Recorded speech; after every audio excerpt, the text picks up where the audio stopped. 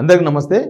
Budget పెట్టకన్నా ముందు బహుశా budget పెట్టిన తర్వాత ఏదో జరగబోతుంది, ఏదో పెద్ద మార్పు రాబోతుంది అన్నట్లుగా అనిపించింది పరిస్థితులు. ఎందుకంటే ప్రజాప్రభుత్వం ఫస్ట్ ఫుల్ టైం బడ్జెట్ పెడుతున్నారు కాబట్టి మెయిన్గా వాళ్ళని అధికారంలోకి తీసుకొచ్చిన 6 గ్యారెంటీల ఇష్యూ పైన ఎక్కువ కాన్సన్ట్రేషన్ చేస్తారని చాలా ఎక్స్పెక్టేషన్స్ ఉండే. జనాలు కూడా ఇప్పటిదాకా పెన్షన్ రాని అవ్వలు తాతలు, పెన్షన్ రాని వాళ్ళు, తర్వాత ఈ రకరకాల డిమాండ్స్, మహిళలు 2500 రూపాయలు మాకు వస్తుంది అనుకుంటున్న వాళ్ళు, ఇంకా రకరకాల స్కీమ్స్ కోసం ఎదురు చూస్తున్న వాళ్ళంతా బడ్జెట్ మీద హోప్స్ పెట్టుకున్నారు. బడ్జెట్ అయిపోతే ఇక ఇదంతా అవుతుందేమో, అందుకే ఆగిందేమో ఇన్ని రోజులని చాలామంది మాట్లాడుకున్నారు. కానీ ఎందుకో బడ్జెట్లో 6 గ్యారెంటీలకు అంత ఇంపార్టెన్స్ ఇవ్వలేదు అనిపించింది.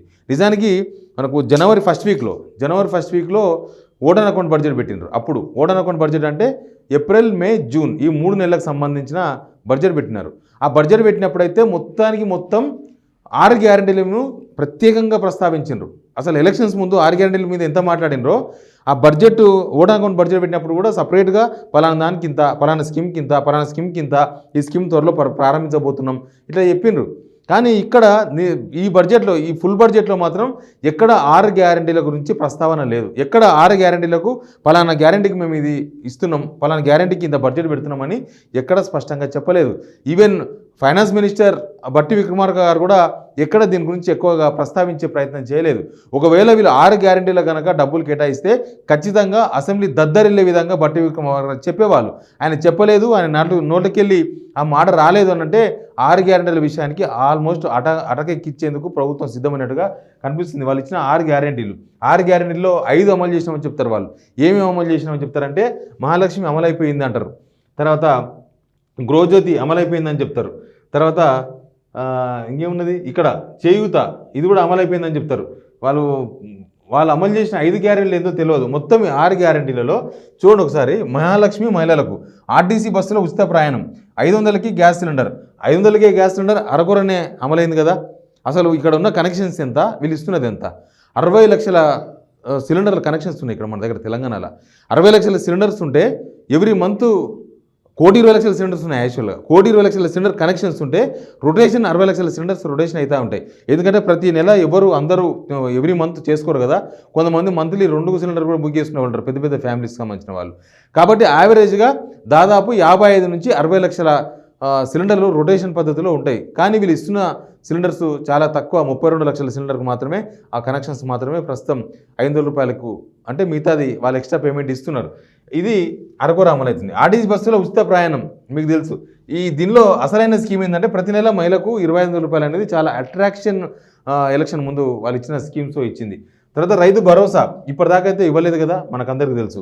గృహజ్యోతి ప్రతి కుటుంబానికి 200 యూనిట్ల ఉచిత విద్యుత్, ఇది కూడా అరకొరనే, కేవలం 34 లక్షల కనెక్షన్స్కి మాత్రమే ప్రస్తుతం గృహజ్యోతి అమల్లో ఉంది. ఇందిరమ్మ ఇండ్లు ఇప్పటిదాకా ఒకరికి 1 రూపాయి కూడా ఇవ్వలేదు. యువ వికాసం 5 లక్షల విద్యా భరోసా కార్డు, అది కూడా ఇప్పటిదాకా అసలు అమలే కాలేదు. నేను వీటికి బడ్జెట్లో ఎక్కడ కేటాయింపు ఉన్నాయి, ఎంత కేటాయించారో చెప్తాను నేను మీకు. చేయూత 4,000 రూపాయల నెలవారీ పెన్షన్, ఇదైతే అసలు అందరూ అంతకుముందు గవర్నమెంట్ 2,000 రూపాయలు ఇస్తే అమ్మో వీళ్ళను 3,000 రూపాయలు ఇస్తామని చెప్పింది బీఆర్ఎస్. మళ్ళీ ఇప్పుడు గెలిస్తే 3,000 ఇస్తామని చెప్పారు. ఇప్పుడు వీళ్ళు ఏం చేసినారంటే 4,000 ఇస్తామని చెప్పారు. 4,000 ఇస్తానేసరికి ఇంకా 4,000 రూపాయలు వస్తుంది కదా. ఇంకా నెక్స్ట్ మంతే కొమ్మరెడ్డి వెంకరెడ్డి గారి అయితే బయట చూస్తే భలే నవ్వు వస్తుంది. ఇప్పుడు కూడా కనిపిస్తుంటుంది మనకు ఆ వీడియో. మీరు ఇవ్వాలైతే 2,000 వస్తాయి, 2 రోజులు ఆగురు 4,000 వస్తాయి అన్నారు. 4 నెలలు కూడా పోయింది, 4 రోజులు కాదు. మొత్తానికి 10 లక్షల రాజీవ్ ఆరోగ్యశ్రీ అనేది పాత స్కీమ్, అది అమల్లో ఉంది. అయితే వీళ్ళ కేటాయింపులు ఎట్లా ఉన్నాయో చూడండి ఒకసారి. ఇవి కేటాయింపులు. 6 గ్యారెంటీలు గోవింద అంటే గోవిందలాగానే కనిపిస్తున్నాయి. 6 గ్యారెంటీలకు మొత్తం వీళ్ళు అమలు చేయడానికే సంవత్సరానికి దాదాపు 1,50,00,000 లక్షలు కావాలి. 1,50,00,000 లక్షలు అంటే మన దగ్గర ఇక్కడ చూడండి 47,167 కోట్లు కేటాయించారు. అంటే కేవలం 50% కూడా కేటాయించలేదు, జస్ట్ 30% మాత్రమే ఈ 6 గ్యారెంటీలకు బడ్జెట్ని కేటాయించారు. లేకపోతే ఎటుకేలు వస్తాయి. ఇప్పుడు ఇంత కేటాయించి మిగతా అన్ని స్కీమ్స్కి అయితే అమలు చేయడానికి అవకాశం లేదు. ఇప్పుడు మనం టిఫిన్ చేయాలంటే 50 రూపాయలు అనుకోండి, జేబులో 15 రూపాయలు అంటే తినగలమా? తినలేము. ఇది కూడా సేమ్ అట్లాంటి సిచ్యువేషనే. వీళ్ళకి కావాల్సిందేమో దీనికి త్రిబుల్ అమౌంట్ కావాలి, వీళ్ళు కేటాయించేదేమో చాలా తక్కువ అమౌంట్. నేను ఇక్కడ ఈ స్కీమ్స్ 6 గ్యారెంటీకి సంబంధించిన వ్యవహారం నేను చెప్తా. ఒకటి ఫ్రీ బస్ గురించి జనాలకి సంబంధం లేదు, ఆర్టీసీకి ఇవ్వాలి. ఆర్టీసీకి 700 కోట్లు ఏదో సంథింగ్ కేటాయించారు ఫ్రీ బస్ కోసం అని. నిజానికి 700 కోట్లు ఇది కూడా దేనికి సరిపోదు. ఎందుకంటే వీళ్ళు ప్రతి మంత్ ఇవ్వాల్సిందే 345 కోట్లు. 345 కోట్లు అంటే ఇప్పటికే 4 నెలలు పెండింగ్ ఉంది. మళ్ళీ ఒక నెల 345 కోట్లు అంటే సంవత్సరానికి ఎంత ఖర్చు అవుతుంది? దాదాపు 3,600 కోట్ల నుంచి 4,000 కోట్లు కావాలి. వీళ్ళు కేటాయించింది కాదు కేవలం 700 కోట్లు. అసలు పాత బకాయిలు కూడా సరిపోవు. ఇప్పటిదాకా వాళ్ళు పెండింగ్ ఉన్నదే 1,200 కోట్లు ఆర్టీసీకి, వాళ్ళు ఇచ్చేది 700 కోట్లు. మరి మిగతా 500 కోట్లు అప్పే ఉంది. మళ్ళీ ముందు ఏమి ఇస్తారు? ఫ్రీగా మహిళలకు ఆర్టీసీకి డబ్బులు ఇవ్వాలి కదా, రియంబర్స్మెంట్ చేయాలి కదా, అదొకటి. తర్వాత భరోసా, రైతు భరోసా అని చెప్పేది. రైతు భరోసాకు 15,000 కోట్లు కేటాయించారు. వీళ్ళ లెక్క ఏంది? రైతు భరోసాకు సంబంధించి రైతు భరోసా 7,500 రూపాయలు ఇవ్వాలి. అంతకుముందు 5,000 రూపాయలు ఉండే. మొత్తం సంవత్సరానికైతే 10,000 రూపాయలు ఎకరాకు, వీళ్ళది 15,000. అంటే వీళ్ళు దాదాపు 50% ఎక్కువ అమౌంట్ ఇవ్వాలి. అంతకుముందే 15,000 కోట్లు అయ్యేది, ప్రతి సీజన్కు 7,500 కోట్లు అయ్యేది. అయితే వీళ్ళేమంటారంటే మేము కట్ చేస్తున్నాం కదా, కేవలం 5 ఎకరాలకో 10 ఎకరాలకో పెడుతున్నాం కదా, లేకపోతే కొండలకు కోనలకు ఇస్తలేం కదా. కొండలు కోనలు ఎన్ని కట్ చేసినా వీళ్ళకు ఎంత అమౌంట్ కావాలంటే ఇప్పుడు మొత్తం 50% పెరిగింది. 10,000 బదులు 15,000 ఇవ్వాలి. వీళ్ళు 50% కట్ చేస్తారా? 50% రైతు బంధు కట్ అవుతుందా? 10 ఎకరాల వరకు ఇస్తే కనుక దగ్గర 63 లక్షలు 64 లక్షల మంది రైతులు అవుతారు. ఉన్నదే మన దగ్గర 70 లక్షల మంది రైతులు. ఒకవేళ 5 ఎకరాలకు ఇస్తే కూడా 60 నుంచి 62 లక్షల మంది రైతులు అవుతారు. మరి వాళ్ళకి అమౌంట్ ఇంకెక్కడుంది? ఇది రైతు భరోసా 15,000 కోట్లు సరిపోదు. దగ్గర ఇది 18 నుంచి 22,000 కోట్లు, 22 కోట్లు కావాలి. వీళ్ళు కేటాయించింది కేవలం 10,000 కోట్లు మాత్రమే. 10,000 కోట్లు మాత్రమే రైతు భరోసాకు కేటాయించారనంటే బహుశా వీళ్ళ కోతలు చాలా దారుణంగా ఉండబోతున్నట్టుగా మనకు క్లారిటీగా అర్థమవుతుంది. చాలా దారుణంగా ఉంటాయన్నమాట. ఎట్లా అంటే ఇప్పుడు వానకాలం పంటలో అందరూ వేస్తారు. వానకాలం పంటలు యాసంగికి వచ్చే వరకు నీళ్ళున్న వాళ్ళు మాత్రమే పంటలు వేస్తారు. ఇప్పుడు కాలువ కింద పొలం ఉన్నోళ్ళు వర్షాకాలం వేస్తారు, యాసంగిలు వేస్తారు. అదే కాలువ కింద పంట లేని వాళ్ళు బోర్లు ఎండిపోతాయి. ఎట్లా మనం ఇప్పుడున్న సిచ్యువేషన్లో బోర్లు ఎట్లా పోయావు. నెక్స్ట్ యాసంగికి వచ్చే వరకు కాలువ కింద ఉన్నోళ్ళు కూడా కనీసం పంట వేసే పరిస్థితులు ఉండవు. అంటే యాసంగిలో సగానికి సగం మంది రైతులకు రైతు భరోసా కట్ అయిపోతుంది. ఇప్పుడు వీళ్ళు 62 లక్షల మంది అనుకోండి 5 ఎకరాల వరకు, దానిలో 30-40 లక్షల మందికి మాత్రమే రైతు భరోసా వస్తుంది. వీళ్ళు పంట వేస్తేనే ఇస్తామంటున్నారు కదా, పంట వేయకపోతే ఇయ్యరు రైతు భరోసా. కాబట్టి ఎండాకాలంలో చాలా మందికి రైతు భరోసా రాకుండా పోతుంది. అందుకే 15,000 కోట్లు పెట్టుకున్నట్టుగా కనిపిస్తుంది. గృహజ్యోతి అనేది ఇంతకుముందే అయిపోయినా కదా. గృహజ్యోతిలో అసలు మహిళలకు 2,500 రూపాయల గురించి ఎక్కడ కేటాయింపులే లేవు. మహిళలకు 2,500 రూపాయలు ఇవ్వాలంటే దగ్గర మన దగ్గర ఓటర్ల లెక్క చూసుకుంటే 1,500,000 మంది మహిళలు ఉన్నారు. 1,500,000 మందిలో కనీసం 50% వేసుకుంటే 75 లక్షల మంది అవుతారు. 75 లక్షల మందికి 2,500 రూపాయలు ఇవ్వగలదా? అసలు ఒక్క రూపాయి కూడా కేటాయించలేదు. నాకు తెలిసి ఈ సంవత్సరం కూడా, ఈ బడ్జెట్ కాదు నెక్స్ట్ బడ్జెట్ వరకు కూడా మహిళలకు 2,500 రూపాయల స్కీమ్ అనేది అమలు కాదు, అవకాశమే లేదు. తర్వాత యువ వికాస్కు 0 కేటాయించరు. యువ వికాసం కూడా వీళ్ళ గ్యారంటీలో ఒకటి. యువ వికాసం చేతిలో ఉంది, 4,000 రూపాయల పెన్షన్ ఉంది. తర్వాత యువ వికాసంకి వస్తే విద్యార్థులకు 5 లక్షల రూపాయలు విద్యా భరోసా కార్డు. ప్రతి మండలంలో తెలంగాణ ఇంటర్నేషనల్ స్కూల్స్కు 500 కోట్లు కేటాయించాను. 500 కోట్లలో ఎన్ని మండలాల్లో ఎన్ని ఇంటర్నేషనల్ స్కూల్స్ నిర్మిస్తారనేది ఒక క్వశ్చన్ మార్క్. యువ వికాసం అనేది 5 లక్షల కార్డు. ఇది 5 లక్షల కార్డు ఏంటంటే ఇప్పుడు ఫీజు రియంబర్స్మెంట్ ఉంది కదా, ఫీజు రియంబర్స్మెంట్ అనేది ఇక వీళ్ళకింత వాళ్ళకంతా కాదు. ప్రతి మనిషికి ప్రతి విద్యార్థికి 5 లక్షల భరోసా కార్డు అందిస్తారు. మన ఏటీఎం కార్డు అయిపోయి బ్యాంకులో పైసలు ఉన్నట్టే. కాలేజీ ఫీజు కట్టాలన్నప్పుడు పోయి వాళ్ళకి ఇచ్చేస్తే వాడు క్లెయిమ్ చేసుకుంటాడు. దాంట్లో ఎంత 30,000, 40,000, 1,00,000, 2 లక్షల ఎంతైనా కావచ్చు, మీకు సంబంధం లేదు. ఏటీఎం కార్డు ఉన్నట్టే జేబులో, అట్లాంటి కార్డు అది. ఆ కార్డు కూడా 0 కేటాయించను, ₹1 కూడా కేటాయించలే.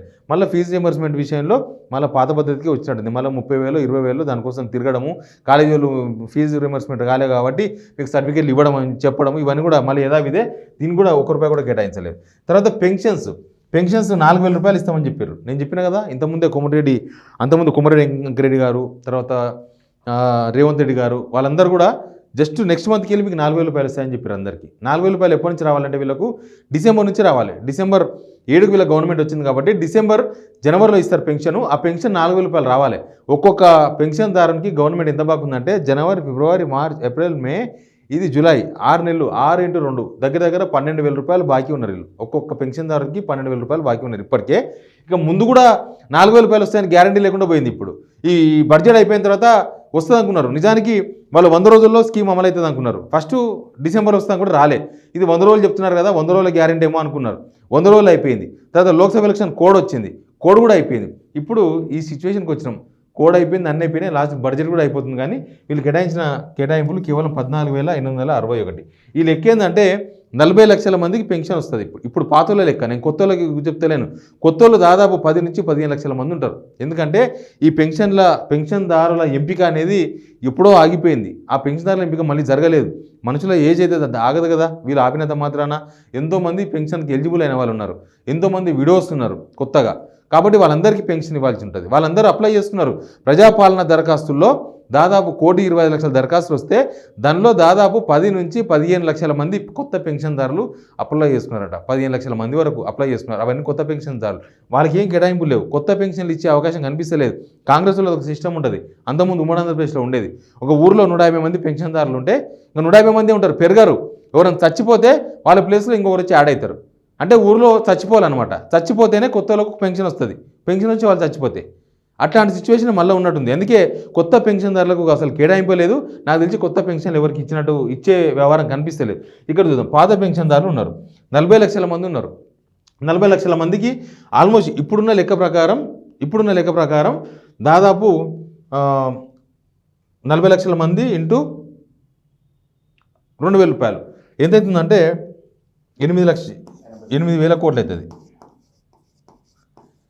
8,000 కోట్లు అవుతుంది. వీళ్ళకి ఇప్పుడు డబుల్ పేమెంట్ ఇవ్వాలి కదా. 2,000 రూపాయలు 4,000 అయింది అంటే 16,000 కోట్ల రూపాయలు కావాలి. పాతోళ్ళకు పెన్షన్ ఇవ్వాలంటేనే, పాతోళ్ళ పెన్షన్ లెక్కనే 16,000 కోట్లు కావాలి పాతోళ్ళకి ఇవ్వాలంటే. వీళ్ళకే కేటాయింపులు లేవు, ఇంకా కొత్త వాళ్ళకి ఎడికి ఇస్తారు. కొత్తలు వీళ్ళు ఎంత కట్ చేద్దామన్నా రాష్ట్ర వ్యాప్తంగా వీళ్ళు ఇచ్చే 40 లక్షల మందిలో 2,000 మంది మాత్రమే అనర్హత. అంటే మొన్నటిదాకా చూసినాం కదా ఖమ్మంలో, అలా ఆల్రెడీ వేరే పెన్షన్ వస్తుంది, మళ్ళీ పెన్షన్ తీసుకుంటున్నారు. అట్లా అనర్హత ఉండి, అంటే అర్హత లేకుండా తీసుకున్న వాళ్ళు కేవలం 2,000 మంది వెళ్ళినారు రాష్ట్ర వ్యాప్తంగా సర్వే చేస్తే.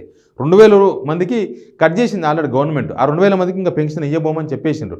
40 లక్షల మందిలో 2,000 అనేది చాలా చిన్న ఫిగర్. కానీ వీళ్ళు కొత్తగా పెన్షన్ ఇవ్వాల్సింది లక్షల మంది ఉన్నారు. అది దేనికి సరిపోదు. వీళ్ళు ఎటు తిరిగి మళ్ళీ ఆ 2,000 రూపాయలే ఇచ్చుకుంటూ పోతే తప్ప కొత్త వాళ్ళకి ఇచ్చే అవకాశం లేదు. ప్లస్ పాతోళ్ళకు కూడా సరిపోవు పైసలు. ఇప్పుడు వీళ్ళు కేటాయించింది పాతోళ్ళకు కూడా సరిపోవు. ఇట్లాంటిది మొత్తానికి 6 గ్యారెంటీల విషయాన్ని ప్రభుత్వం ఒకవేళ ఇవ్వదలుచుకుంటే, ప్రభుత్వం కనుక 6 గ్యారెంటీలకు స్పెసిఫిక్గా ఫిగర్ కనుక ఒక అమౌంట్ కనుక పెట్టగలిగితే ఖచ్చితంగా నేను అసెంబ్లీలో 6 గ్యారెంటీల గురించి దద్దరిల్లేది. బట్టి విక్రమార్క గారు ఏదైతే చెప్పినరో దానిలో 6 గ్యారెంటీల గురించి ఎక్కువ ప్రస్తావించేది, ఎక్కువ మాట్లాడేది, ఎక్కువ చర్చ జరిగేది. అసలు 6 గ్యారెంటీల గురించి జనాలకు గుర్తు చేయకుంటే బెటర్ అనే దానిలో ప్రస్తుతం కాంగ్రెస్ గవర్నమెంట్ ఉన్నట్టుగా కనిపిస్తుంది. అందుకే బడ్జెట్లో కూడా ఎక్కడ కూడా ఈ పలానా గ్యారెంటీకి ఇంత డబ్బులు ఇస్తామని చెప్పి ఎక్కడ చెప్పలేదు. ఇంకా 6 గ్యారెంటీ ఎట్లా అమలు చేశారనేది చూద్దాం. Please subscribe signal TV.